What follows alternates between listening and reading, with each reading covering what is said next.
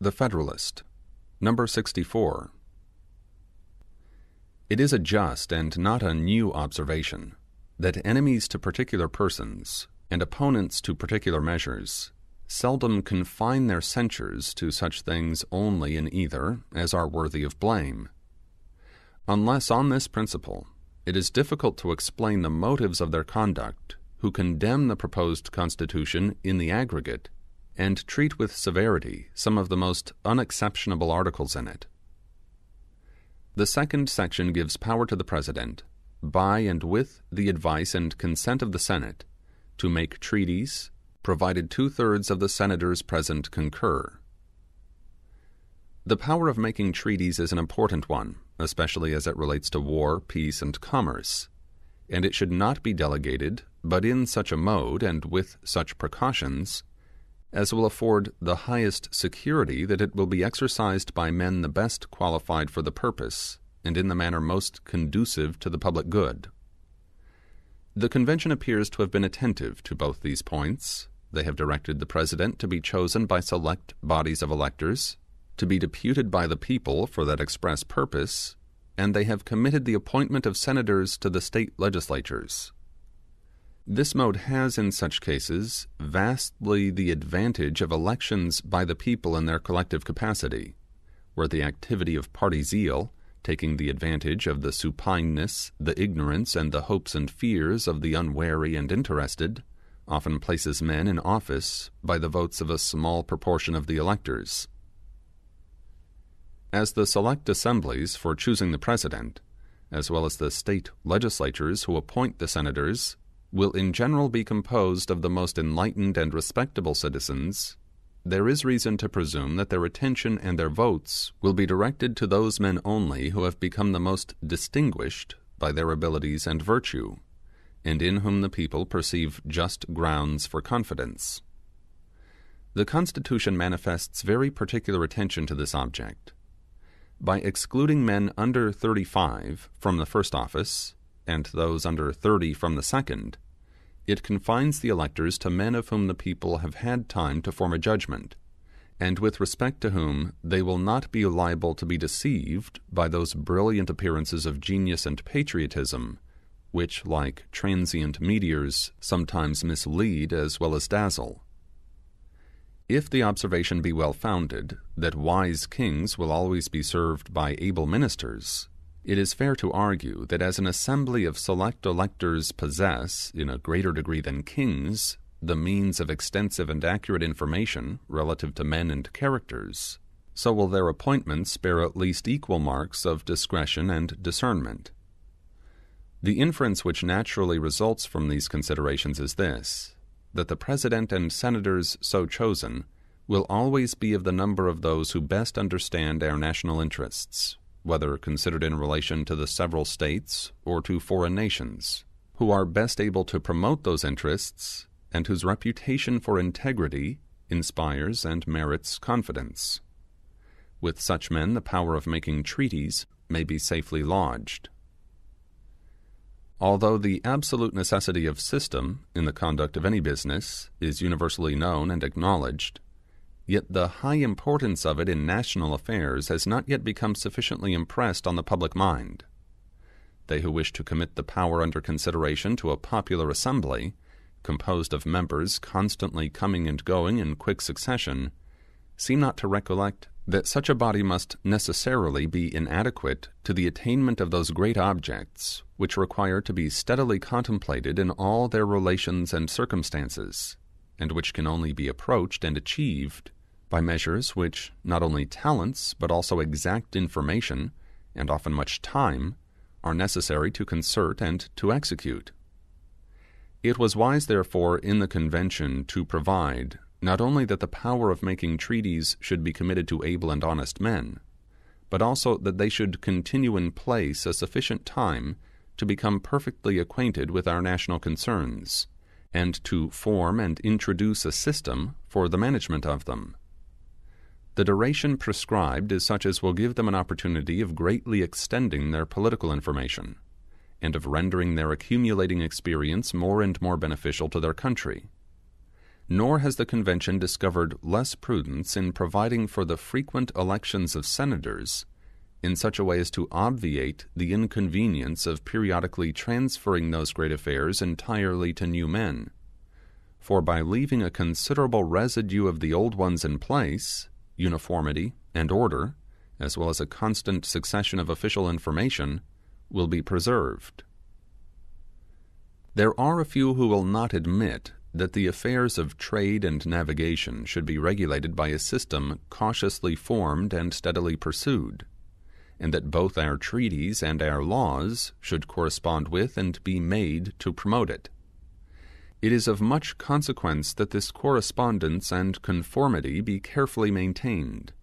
and they who assent to the truth of this position will see and confess that it is well provided for by making concurrence of the Senate necessary both to treaties and to laws. It seldom happens in the negotiation of treaties, of whatever nature,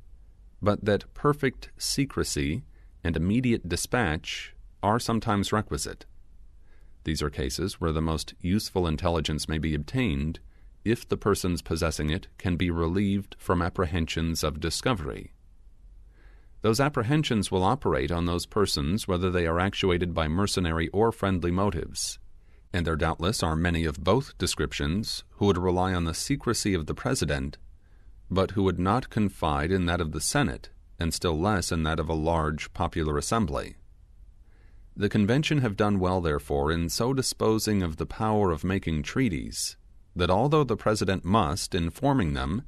act by the advice and consent of the Senate, yet he will be able to manage the business of intelligence in such a manner as prudence may suggest. They who have turned their attention to the affairs of men must have perceived that there are tides in them, tides very irregular in their duration, strength, and direction, and seldom found to run twice exactly in the same manner or measure. To discern and to profit by these tides in national affairs is the business of those who preside over them, and they who have had much experience on this head inform us that there frequently are occasions when days, nay, even when hours, are precious. The loss of a battle, the death of a prince, the removal of a minister, or other circumstances intervening to change the present posture and aspect of affairs, may turn the most favorable tide into a course opposite to our wishes. As in the field, so in the cabinet, there are moments to be seized as they pass, and they who preside in either should be left in capacity to improve them.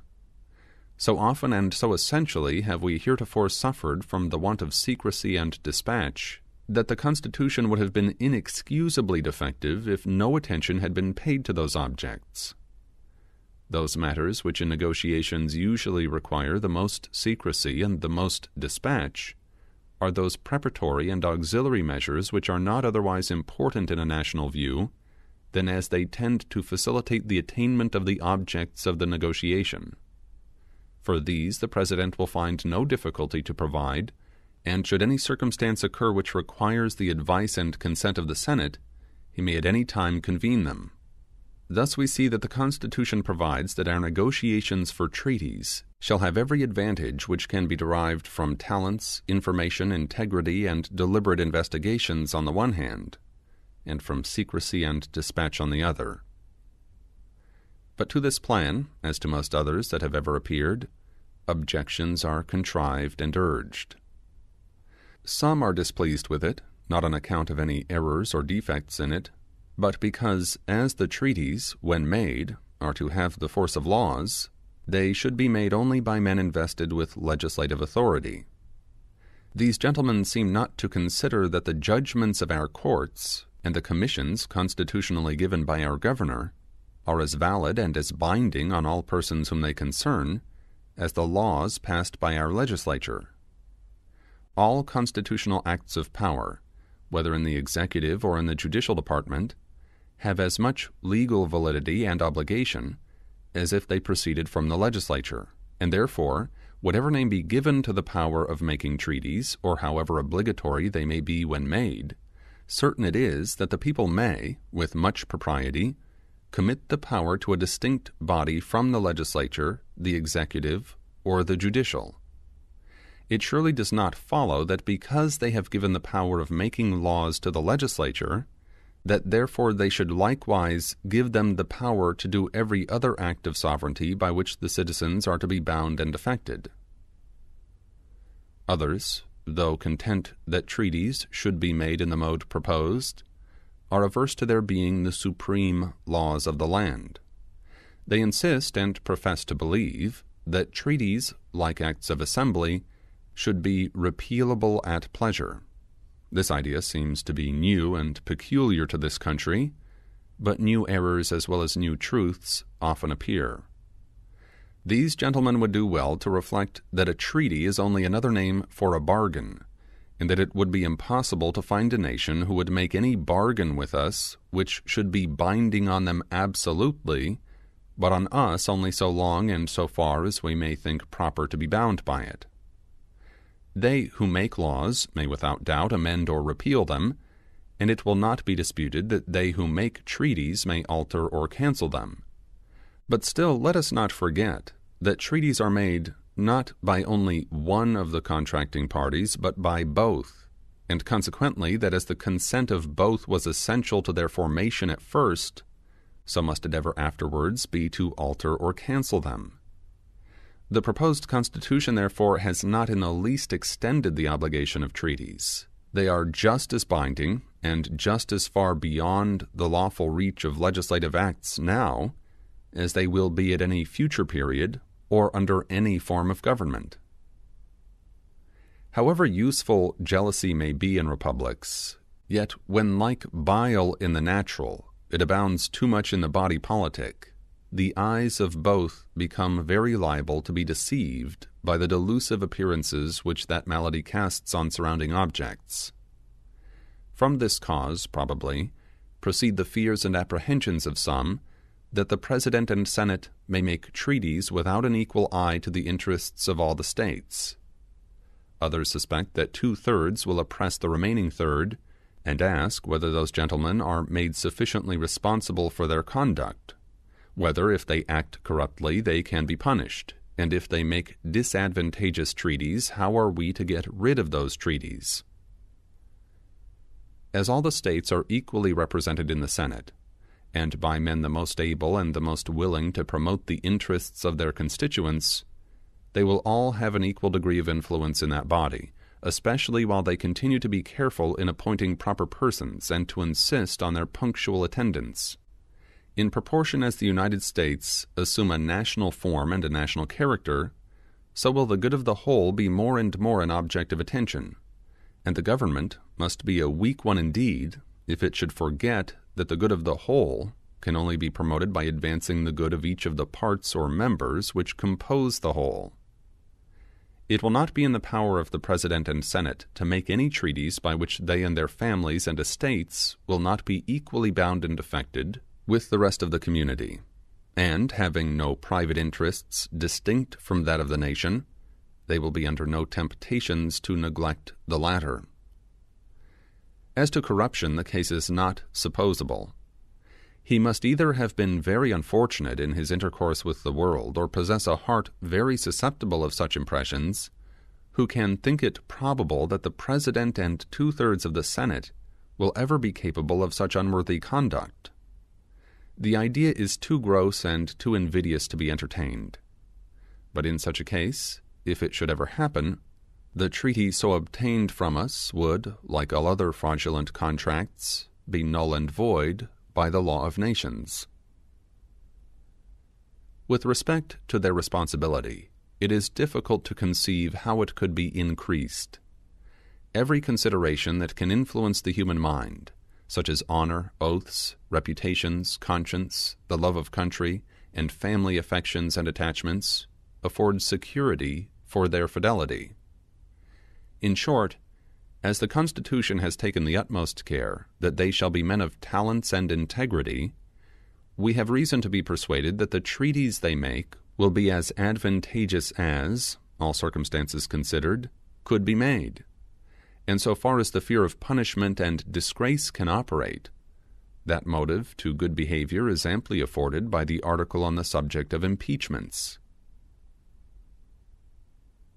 Publius.